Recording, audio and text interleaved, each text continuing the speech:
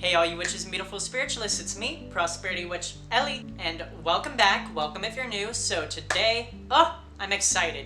Next week is the Summer Solstice, and y'all know how I do. So with that being said, welcome to my video. Today we're going to be talking about the Summer Solstice, what it is, what it means to me, give some general associations and some general tips on how you can go about celebrating it in witchy and non-witchy ways. As always, I'm going to be using Year of the Witch by Temperance Alden and my own personal genosis as sources for this video. And I have my notes written, so without further ado, let's get right into it, shall we? Let's talk about the Summer Solstice. Also known as Litha or Midsummer, the Summer Solstice typically falls on June 20th through the 22nd, at least in the northern hemisphere. It is what is known as the longest day and shortest night of the year. It is a time of abundance, power, and light. The sun is at its peak around this time.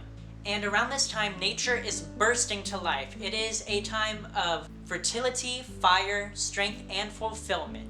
But it is also a time to remember that the days do grow shorter as the solstice comes to an end.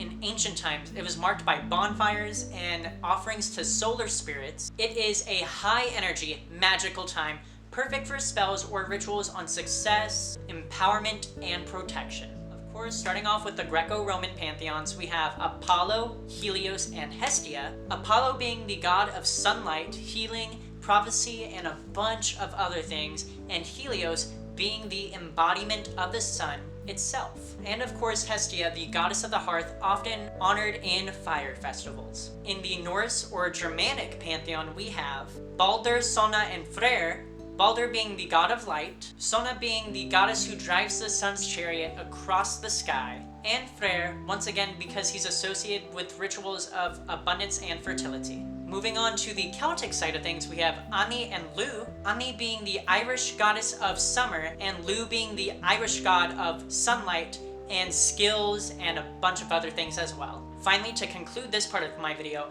I have the Kemetic pantheon or Egyptian pantheon with the following: Ra and Hathor.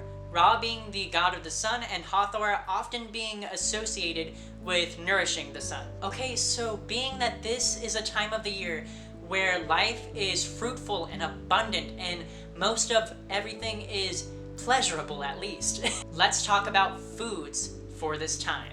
Some foods that you can definitely enjoy around this time of year to really take in that sun and solar energy are honey, mead, berries and other fresh fruits, some summer vegetables, some sunflower seeds, herbal teas, and lemonade.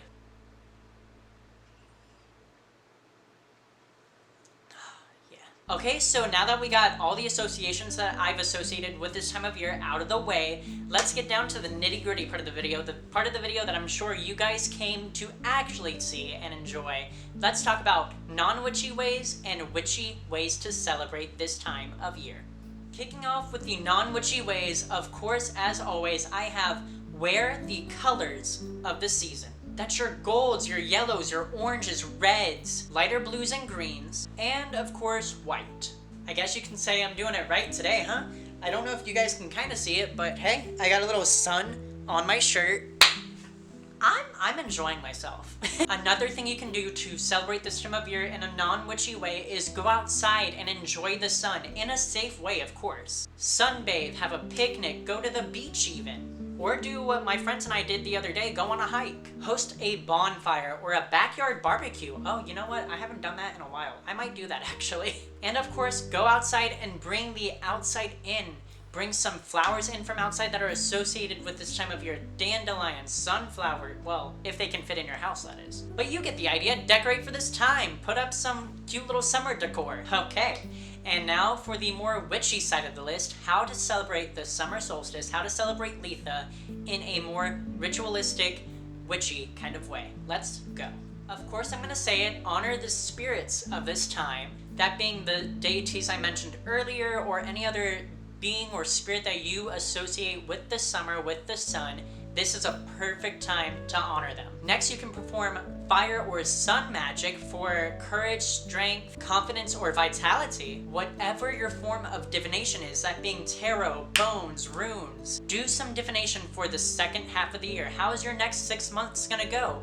Get a little insight into that. After all, in my opinion, this is a good time of year to really seek truths and bring things to light that you want to know.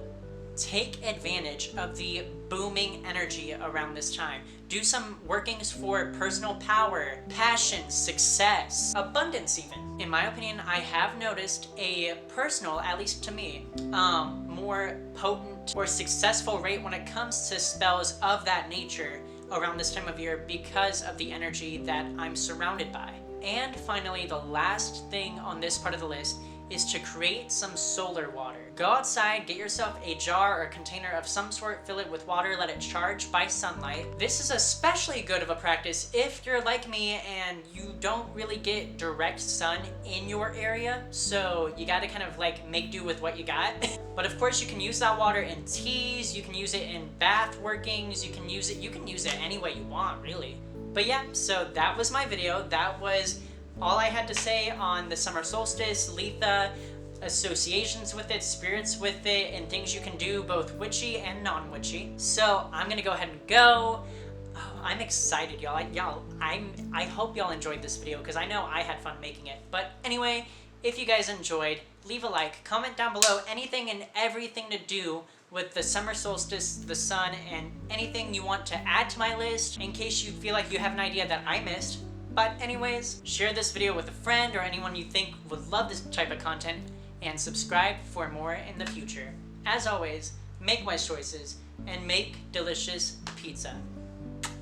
Bye y'all, have a good one.